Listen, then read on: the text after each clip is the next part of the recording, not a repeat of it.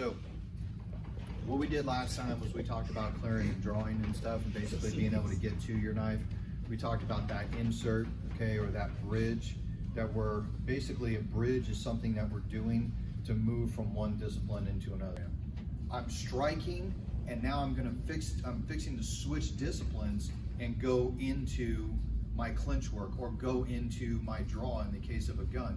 So I'm striking, boom, boom, boom, and I'll come up and I'll clear and I'll draw, or in the case of that knife, I'm striking, I'll go ahead and I'll come in here and I'm bringing that knife in, and I may throw that elbow up at his face, I may shield from something that he's throwing at me, but I have to have something that bridges the gap between one discipline and the next.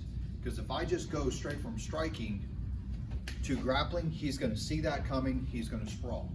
If I just go straight from striking to going from my gun, he's going to see that he's going to close distance. Okay, I have to have something to bridge the disciplines together, all right? And that's what we call an insert.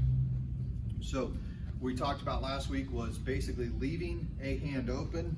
I'm setting my knife up in such a way that I can get to it from either side. That way, if I'm carrying my pistol, I can go ahead and draw still primary hand, but if my pistol comes out of the fight, I can still grab from either hand based on how I get my clinch set up with this guy or whatever. So I'm set up like this. I talked about we can have it horizontal if you want, you can have it straight up and down. There's advantages and disadvantages to both. I'm not as big a fan anymore as I was in the old days of having that downward angle.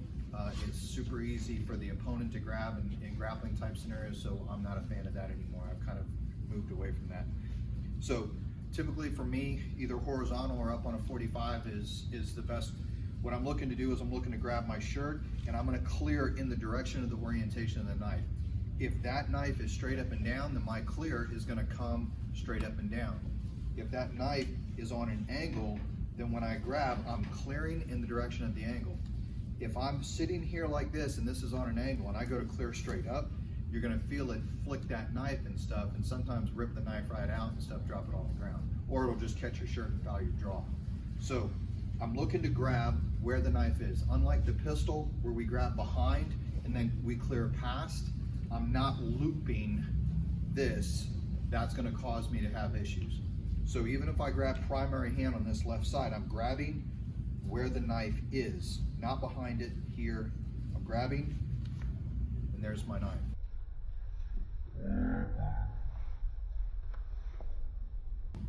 Okay, so you'll see I'm almost double stroking my clear. I'm grabbing the shirt, pulling in the direction of the knife, I plant my hand, and I come back and grab my knife. Okay, if I'm doing this with my support hand, I'm grabbing, pulling, and basically all I'm doing is just 2 swipes to get onto my knife.